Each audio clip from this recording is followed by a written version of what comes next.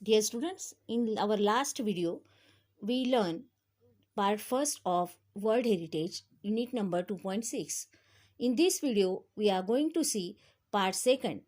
So, let us start with the next page, becoming a World Heritage Site. There are 5 steps in becoming a World Heritage Site. The first of which is for a country or state party to take an inventory of its significant cultural and natural sites.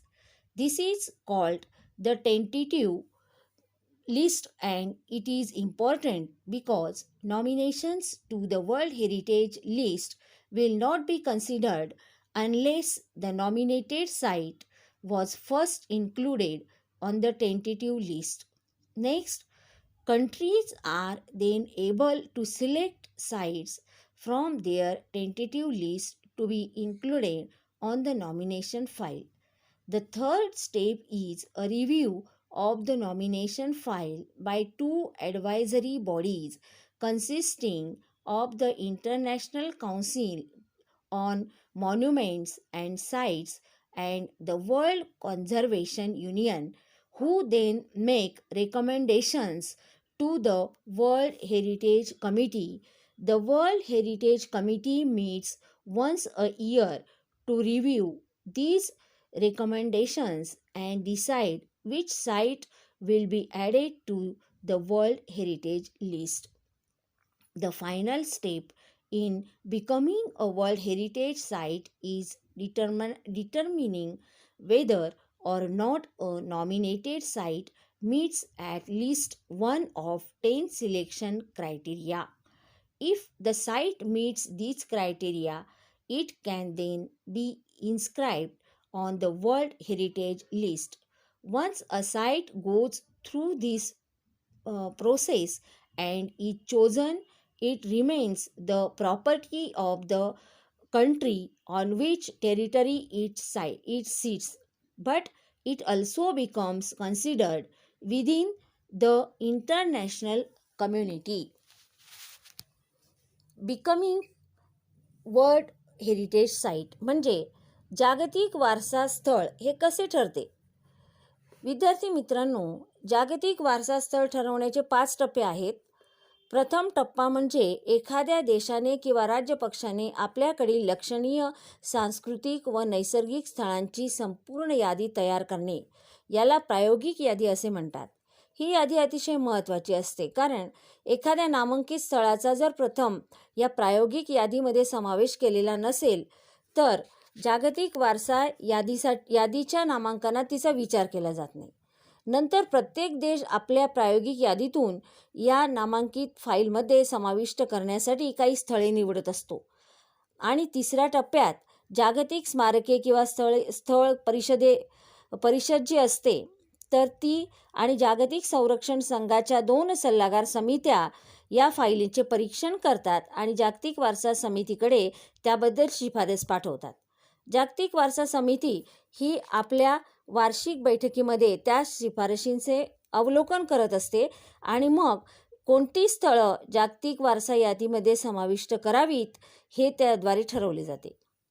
हे जागतिक वारसा स्थळ बनण्याचा शेवटचा टप्पा म्हणजे प्रस्तुत नामांकित स्थळे हे 10 निवड निकषांपैकी किमान 1 निकष पूर्ण करते की नाही हे तपासणे. म्हणजे एकूण 10 निकष यामध्ये समिती ठरवते आणि त्या निकषामध्ये ते स्थळ बसते का हे तंतोतंत तपासले जाते. या स्थळाने जर हे निकष पूर्ण केले तर जागतिक वारसा यादीमध्ये तिचे नाव नोंदवले जाते. एखादे स्थान या संपूर्ण प्रक्रियेतून निवडले गेल्यानंतर ते ज्या भागात आहे त्या देशाची मालमत्ता तर असतेच, परंतु आंतरराष्ट्रीय समुदायाचा देखील महत्त्वपूर्ण भाग म्हणून त्याचा विचार केला जातो. Types of world heritage site. As of 2009, there are 890 World Heritage Sites that are located in 148 countries.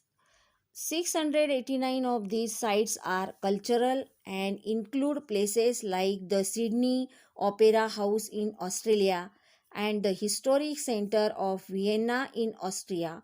176 are natural and features such locations as the US Yellowstones and Grand Canyon National Park.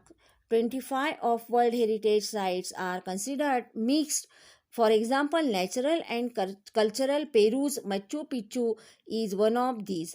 Italy has the highest number of World Heritage Sites with 44. India has 36 and World Heritage Sites. The World Heritage Committee has divided the world's countries into 5 geographic zones, which include first Africa, second Arab states, third Asia Pacific, fourth Europe and North America, and fifth Latin America and the Caribbean. विद्यार्थी मित्रांनो, जागतिक वारसा स्थळांचे प्रकार हे कसे करण्यात आलेले ते आपण बघणार आहोत. 2009 पर्यंत गणना केलेली 148 देशांमध्ये स्थित असलेली एकूण 890 जागतिक वारसा स्थळे आहेत. त्यातील 689 स्थळे ही सांस्कृतिक आहेत, ज्यात ऑस्ट्रेलियातील सिडनीचे ऑपेरा हाऊस आणि ऑस्ट्रेलियातील व्हिएन्ना येथील ऐतिहासिक केंद्र यांचा समावेश होतो. 176 ठिकाणे ही नैसर्गिक आहेत. उदाहरणार्थ अमेरिकेतील येलोस्टोन आणि ग्रँड कॅनन नॅशनल पार्क्स. जागतिक वारसा स्थळांपैकी 25 ठिकाणे ही संमिश्र आहेत. पेरूचे माचू पिच्चू त्यापैकी एक आहेत. इटलीमध्ये सर्वाधिक म्हणजे 44 जागतिक वारसा स्थळे आहेत. आपल्या भारत देशामध्ये 36 स्थळे आहेत आणि जागतिक वारसा समितीने जगातील देशांची 5 भौगोलिक प्रदेशांमध्ये विभागणी केलेली आहे. मग ती कशा प्रकारे केलेली आहे, तर पहिलं म्हणजे आफ्रिका, नंतर अरब राष्ट्र, आशिया पॅसिफिक, युरोप आणि उत्तर अमेरिका आणि नंतर सगळ्यात शेवटचं लॅटिन अमेरिका आणि Caribbean. World heritage sites in danger म्हणजे धोक्यात असलेली जागतिक वारसा स्थळे. Like many natural and historic cultural sites around the world, many World Heritage Sites are in danger of being destroyed or lost due to war, poaching, natural disasters like earthquakes, uncontrolled urbanization, heavy tourist traffic, and environmental factors like air pollution and acid rain.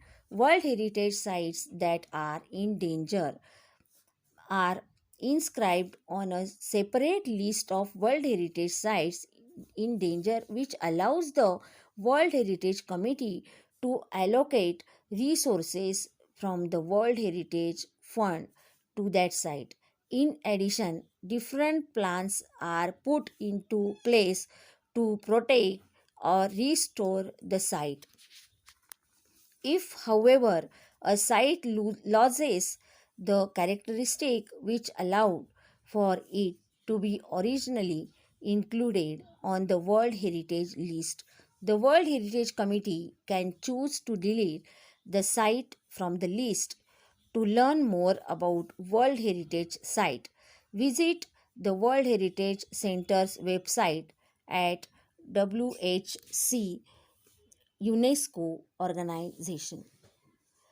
धोक्यात असलेली जागतिक वारसा स्थळे.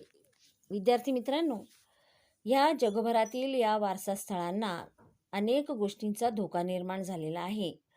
तो कशा प्रकारचा बरं, तर अनेक नैसर्गिक, ऐतिहासिक आणि सांस्कृतिक स्थानांप्रमाणे अनेक जागतिक वारसा स्थळांना आज अतिक्रमण, युद्धे, भूकंप यासारख्या नैसर्गिक आपत्ती किंवा अफाट शहरीकरण, पर्यटकांचे प्रचंड लोंढे आणि हवेचे प्रदूषण किंवा आम्लपर्जन्य यासारखे पर्यावरणीय घटक यांचा धोका निर्माण झालेला आहे.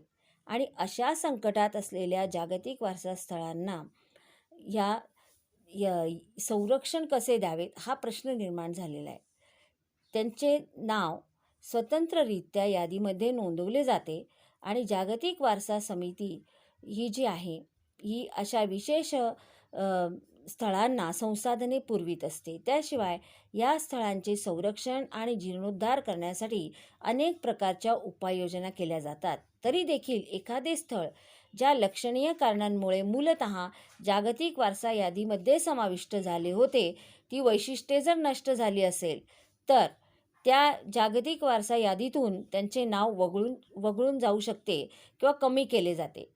जागतिक वारसा स्थळांविषयी अधिक माहिती मिळवण्यासाठी जागतिक वारसा केंद्राच्या WHC युनेस्को ऑर्गनायझेशन या सांकेतिक स्थळाला भेट द्या. धन्यवाद. थँक्यू.